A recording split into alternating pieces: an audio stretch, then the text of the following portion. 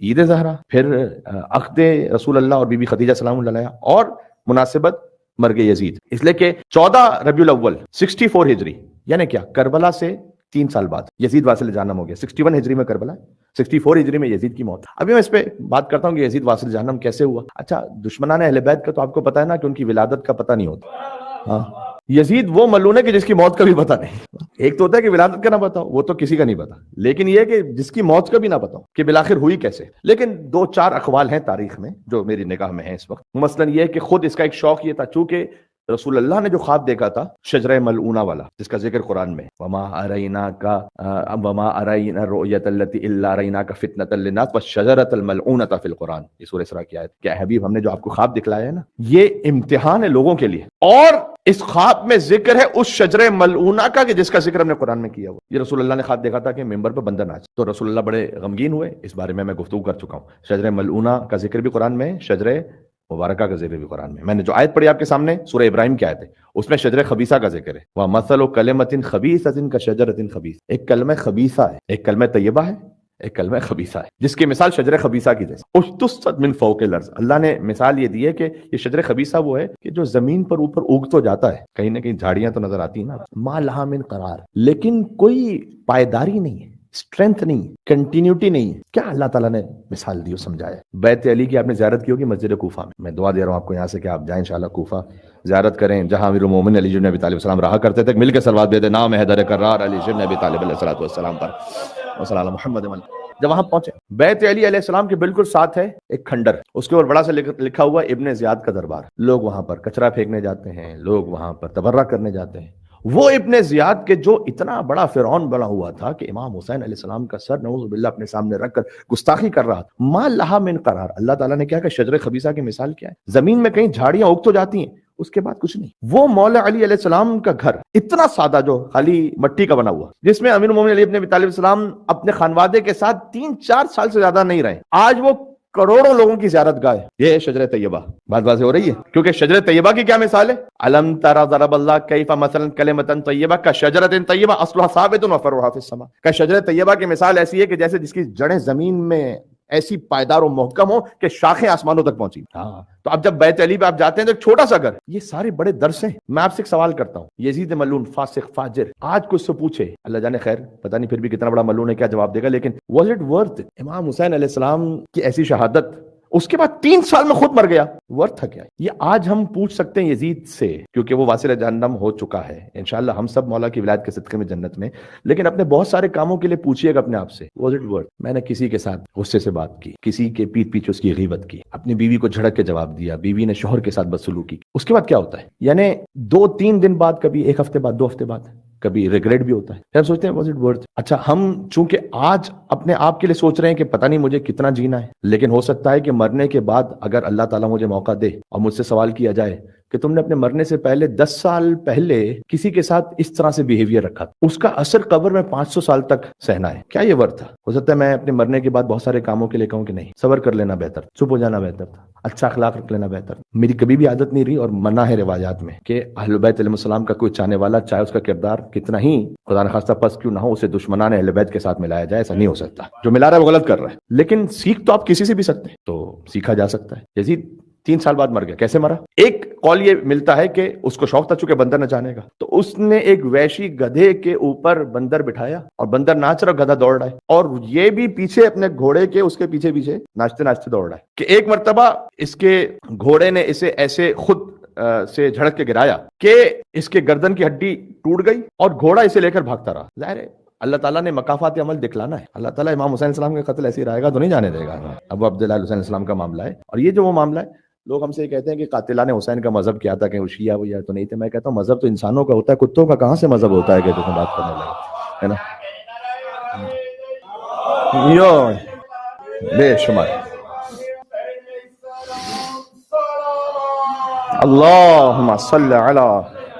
دوسرا قول یہ ملتا ہے کہ ایک ہرنی کے شکار پر گیا، پہلے ہی ایک ایسی بیماری اللہ تعالیٰ نے اسے لگا دی تھی کہ جتنا بھی پانی پیے گا پیاس بجھتی نہیں، اور وہی مکافات عمل تھا۔ اس کے بعد اپنے غم کو دور کرنے کے لیے کہا کہ میں دمشق سے باہر جاؤں گا 2-3 دن کی مسافت پر ایک جنگل میں، پھر ہرنی کا ایک شکار کرنے کے لیے گیا، وہ ہرنی دوڑی، اس کے پیچھے دوڑا، اس نے کہا کہ وہ میرے پیچھے نہ، میں اکیلے شکار کروں گا، اور اس کے بعد اس طرح سے بھاگتا گیا، دوڑتا گیا کہ خود الجھا، اور پھر اس کے گھوڑے نے اسے گرا دیا اور خود ٹکراتا ہوا پتہ نہیں کہاں سے ہوتے پہنچا. جب اس کا لشکر اس کے پیچھے آیا تو فقط ایک پیروں کی ران بچی ہوئی تھی، بس وہ کچھ نہیں بچا ہوا تھا. بعد میں شیخ صدوق نے لکھا ہے کہ اس کے نجس وجود کو وہیں باب صغیر میں جو قبرستان ہے دمشق میں، وہیں پر دفن کر دیا گیا. میں نے کیا کہا، شجرہ طیبہ کی اللہ تعالیٰ نے مثال یہ دی ہے کہ اشتست من فوق الارض، زمین میں کہیں جھاڑیاں اگ جاتی ہیں، ما لہا من قرار، قرار نہیں ہوتا. آج ابو عبداللہ الحسین علیہ السلام کا روضہ، کروڑوں لوگ لبیک یا حسین کہنے والے ہیں، ایک ایک قدم پر پیدل چل کر افتخار سمجھتے ہیں کہ ہم ابو عبداللہ الحسین علیہ السلام کی جانب آگے بڑھ رہے ہیں.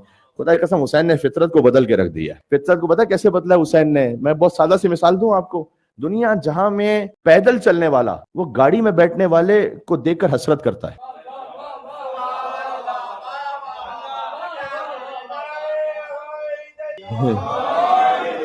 کیا بات ہے، مل کے صلوات بھیجیں، اللہم صلی علی محمد. دنیا بھر میں پیدل چل رہا ہوتا ہے، وہ گاڑی والے کو دیکھ کر حسرت کرتا ہے، کاش میرے پاس بھی ایسی گاڑی ہوتی، کاش میں اس میں بیٹھا ہوا ہوتا. حسین نے فطرت کو بدلا ہوا ہے میرے بھائیوں.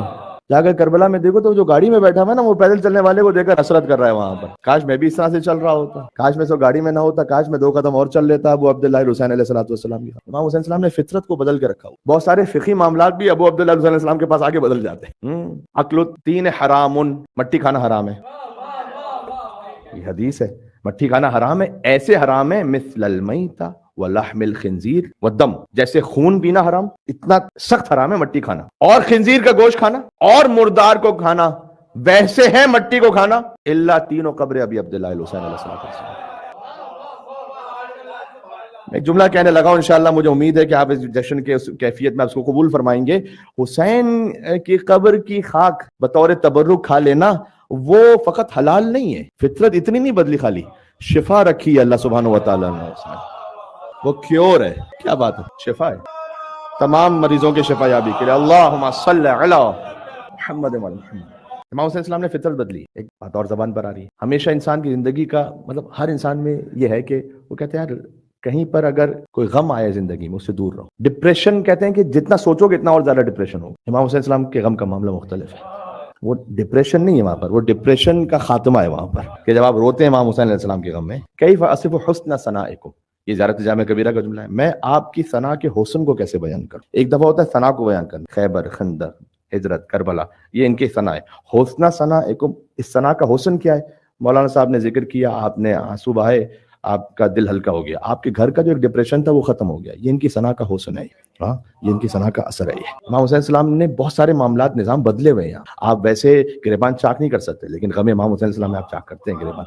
میں نے کہا نا کہ بہت سارے فقہی معاملات، بہت سارے اور معاملات یہاں پر آ کر بدل جاتے. اللہ تعالیٰ نے امام حسین السلام کے لیے اہتمام رکھا. تو بہرحال اللہ سبحانہ و تعالیٰ نے جب امام حسین السلام کے لیے اہتمام رکھا تو قاتلوں کا جو انجام تھا وہ بھی اتنا عبرتناک کہ آج امام حسین علیہ السلام کے حرم میں نے کہا جگہ نہیں ہے. کروڑوں لبیک یا حسین کہنے والے جن کی تمنا یہ ہوتی ہے کہ 40 کے دن ہمیں ایک جھلک مل جائے ذریعہ. یزید ملعون بھی شام میں ہے. اب چونکہ جشن ایسا ہے تو میں مجبور ہوں جملہ کہنے پر کہ اس کی قبر مثانے خالی کرنے پر تو استعمال ہو سکتی ہے، باقی کسی اور کام میں استعمال نہیں ہو پاتی ہے نا. یزید کی جو حکومت ہے بظاہر دنیا کی بڑی حکومت ہے. مولانا طارق جمیل صاحب کے میں بیان سن رہا تھا کہ 3 بر اعظموں پر یزید کی حکومت ہے. اسی لیے تو ہم یزید سے پہلے والوں کو حکومت پھیلانے پر کوئی خاص اہمیت اور ویلیو نہیں دیتے ہیں. حکومتیں پھیلا لینے سے کیا فرق پڑتا ہے اگر بعد میں یزید نکل آئے اندر سے. اندر سے اگر یزید نکلا ہوا ہے تو اسے کیا فرق پڑتا ہے پھر. تو یزید کی حکومت ہے 3 کانٹیننٹس پر. آج جو بڑے بڑے کنٹریز ہیں اس کا ایک صوبہ ہے. عراق آج پورا کنٹری ہے، یزید کا ایک صوبہ ہے. ایران ایک پورا کنٹری ہے آج، یزید کا صوبہ ہے. کیوں؟ اس لیے کہ جبھی تو رہ کی حکومت کا وعدہ کر رہا ہے ہمارے ساتھ سے. رہ کہاں پر ہے؟ تہران کے ساتھ ہے. مصر کنٹری ہے آج، اس کا ایک پروونس ہے. تو یہ گورنمنٹ ہے یزید. یہ تو عزاداری امام حسین کا معجزہ ہے کہ یزید جیسے بادشاہ کا نام آج گالی بنا ہوا ہے. ہاں یہ امام حسین السلام کی عزاداری کا معجزہ ہے. ہاں ورنہ اپنے وقت کا بڑا بادشاہ ہے. تو آج ہندو کو بھی یزید کہہ دو تو برا مانتا ہے. ایک موقع پر کہا تھا امام حسین علیہ السلام سے محبت کرنے والے دنیا کے ہر مذہب میں، یزید سے محبت کرنے والے فقط مسلمانوں میں. شہید ناصر عباس صاحب کا ایک جملہ یاد آیا ان کی روح کو اصال کرتے ہوئے کہ جب ہمارے زمانے میں نیا معاملہ پیش آیا کہ ایک لعین نے یزید کو رضی اللہ کہا، تو اس وقت انہوں نے جملہ یہ کہا تھا کہ اس پہ کوئی گھبرانے کی بات نہیں ہے، یزید کو رضی اللہ کہنے سے ہمیں رضی اللہ کی اوقات پتہ چل گئی ہے۔ اس کی تشریح میں تھوڑی سی اپنے طور پر اور کر لوں، کیوں میں نے دیکھا تاریخ ابن شام میں، تاریخ خلدون میں، تاریخ طبری میں مولانا مودودی نے لکھا کہ یزید قاتل النفس المحترمہ، آپ کہہ رہے رضی اللہ، یزید شارب الخمر، آپ کہہ رہے رضی اللہ، یزید زانی، آپ کہہ رہے رضی اللہ، یزید محرم نامحرم میں فرق نہ کرنے والا، آپ کہہ رہے رضی اللہ۔ تو مجھے اتنا سمجھ میں آیا کہ جسے بھی آپ رضی اللہ کہیں مجھے کھول کے چیک کرنا پڑے گا کہ کہیں قاتل تو نہیں ہے، کہیں یہ تو نہیں ہے، کہیں وہ تو نہیں ہے۔ یہ تو معاملہ بڑا اپنے مسلمانوں سے غلطی ہوئی ہے کہ انہوں نے، یزید کیا ہے پتہ ہے، یزید کے پاس ہے خلافت کو لیجیٹیمائز کرنے کے لیے جتنے پاسبل آپشنز ہیں مسلمانوں کے پاس، وہ سب یزید کے پاس، ذرا غور کیجیے گا۔ اس لیے کہ ایک طریقہ ہے مسلمانوں میں کہ ووٹ، اجماع 36 ووٹوں سے تو خلیفہ بن جاتا ہے، سقیفہ سنا رہا ہوں آپ کو، 36 ووٹ کافی ہوتے، وہ بھی ادھر ادھر سے کیسے بنے اس کی تاریخ۔ تو اسی لیے تو ہم فخر سے کہتے ہیں کہ علی کو ووٹوں سے خلیفہ نہیں بنایا گیا۔ تو ایک ہے طریقہ اجماع، چاہے وہ سو کالڈ اجماع چلیں یہ کہہ لیں، دوسرا ہے استخلاف، ایک دوسرے کو اپوائنٹ کرے۔ تعجب نہیں ہے کہ خلیفہ اول کے پاس تو خلیفہ دوم کو اپوائنٹ کرنے کا اختیار ہو، رسول اللہ کے پاس یہ پاسبلٹی نہ ہو کہ وہ کسی کو خلیفہ متعین کر کے جائے۔ تیسرا طریقہ یہ ہے کہ ایلیٹ کمیٹی، شورا، جو یہ ڈیسائیڈ کرے کہ کون خلیفہ ہوگا، یہ تیسری خلافت کی بات۔ چوتھا ایک لفظ ہے قہر و غلبے کا، یہ خود مسلمانوں نے یوز کیا کہ جس کو ہم کہتے ہیں نظریہ ضرورت، پاکستان میں کافی یوز ہوتا ہے۔ نظریہ ضرورت کا مطلب یہ ہے کہ ایک حاکم تو آ گیا ہے، اب عدالت اس کو ریموو نہیں کر سکتی، اب مان لو بھائی اسی کو مان لو، یہ ہے نظریہ ضرورت۔ تو یہ قہر و غلبہ، ویسے تو اول الامر تھا باپ، لیکن چونکہ بیٹے نے باپ کو قتل کر دیا تو اب نظریہ ضرورت یہ ہے کہ وہ گزر گیا، اب قاتل کو اول الامر مان لو۔ یزید کے پاس یہ سب کچھ ہے۔ یہ جو مسلمان بڑے میٹھے بن کے کہتے ہیں کہ یزید غلط تھا، انہیں پتہ ہی نہیں کہ وہ کہہ کیا رہے ہیں۔ اگر پتہ ہوتا تو شاید ان کے مولوی یہ جرأت نہ کر پاتے۔ اس لیے کہ یزید غلط تھا کا مطلب ہے کہ جس سسٹم سے آیا تھا وہ سسٹم غلط تھا۔ وہ جو سسٹم ہے وہ ہے کہ یزید کے پاس قہر و غلبہ بھی ہے، یزید کے پاس اپوائنٹیشن بھی ہے، معاویہ نے اپوائنٹ کیا ہے، اس کے لیے پورا ایک سسٹم بنایا اس نے۔ یعنی سن 51 ہجری امام حسن علیہ السلام کی شہادت کے بعد اب اسے معلوم ہے کہ اب مجھے اپوائنٹ کرنا ہے، تو مغیرہ بن شیبہ کے لیے ہسٹری میں جا کے دیکھیے گا اور لوگوں کے پاس جا کے، حتیٰ یزید کو اس نے حج کا امیر بنا کر مکہ بھیجا ہے تاکہ جب یہ حج کے لیے آئے تو اس کی ایک اسلامک جو شخصیت ہے، مطلب وہ جو چہرہ ہے وہ سامنے آئے۔ حتیٰ اس سفر میں بھی لکھا ہوا ہے کہ وہ شراب پینا نہیں چھوڑ سکا تھا، حج کے سفر میں بھی شراب پیتا رہا۔ تو اس کے پاس قہر و غلبہ بھی ہے، اس کے پاس اپوائنٹیشن بھی ہے، جو کمیٹی ہے اس نے بھی اس کو اپروو کر دیا ہے، یعنی مثال کے طور پر جو کچھ ہے وہ سب ہے۔ اجماع بھی، اجماع کا مطلب کیا ہے؟ سوائے امام حسین السلام کے اعتراض کس کو ہے؟ مولانا مودودی سے منقول ایک بات ہے کہ کسی نے ان سے یہ پوچھا کہ یہ بتلائیے گا کہ جب سب نے بیعت کر لی تھی یزید کی تو حسین نے کیوں نہیں کی تھی؟ سب نے بیعت کر لی تھی تو حسین نے کیوں نہیں کی تھی؟ تو نے کہا کہ یہ سوال برعکس کر کے کیوں نہیں پوچھتے کہ جب حسین نے نہیں کی تھی تو پھر دوسروں نے کیوں کر لی تھی بیعت؟ اصل تو سوال یہ ہونا چاہیے کہ جب حسین نے نہیں کی تھی تو پھر کسی اور نے کیوں کر لی تھی؟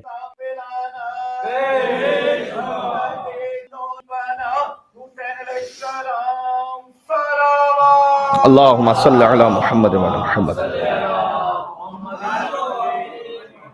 اب یزید کی طرفداری میں بعض لوگ اس لیے نکلے ہیں کہ انہیں یہ معلوم ہے کہ اگر یزید کو نہیں بچایا تو گئے معاملہ آگے۔ پاکستان ہندوستان کے معاملات میں ایسا ہوتا ہے، ایک نشئی قاتل پکڑا گیا، تھانے میں بند کر دیا گیا، اوپر سے وزیر کی بڑی سورس آ گئی، چھوڑو۔ تو اس بظاہر بڑے آدمی کو کیا ضرورت ہے کہ اس نشئی قاتل کو بچائے؟ اس لیے کہ اس کے پاس جو ہتھیار ہے نا وہ اس کا ہے، مثلا اس کا دیا ہوا، اس کو معلوم ہے کہ یہ گیا تو پورا معاملہ جائے گا مشکل میں، اس لیے کہ اس کے ہاتھ میں جو اسلحہ ہے وہ دیا ہوا وہاں سے۔ یزید ملعون کے ہاتھ میں خنجر ہے سقیفہ کا،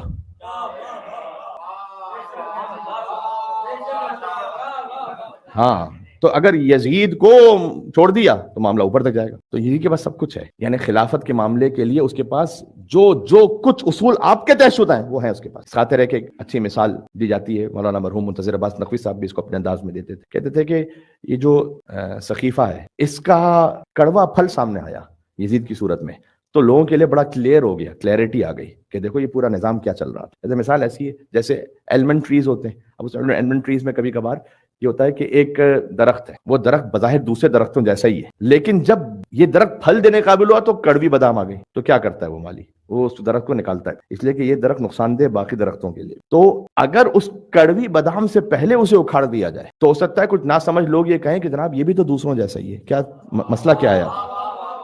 اس لیے حسین نے یزید کا انتظار کیا ہے کہ پھر جب وہ کڑوا پھل آ جائے اور پھر اسے اکھاڑا جائے تو سمجھ میں آئے کہ یہاں سے لے کر اوپر تک پورا یزیدیت کا نظام تھا یہ. ہاں سمجھ میں آ رہی ہے بات. عظمت امام حسین السلام پر ایک مل کے بلندر صلوات بھیجے گا محمد و آل محمد علیہ السلام پر. اللہم صلی علی محمد و آل محمد.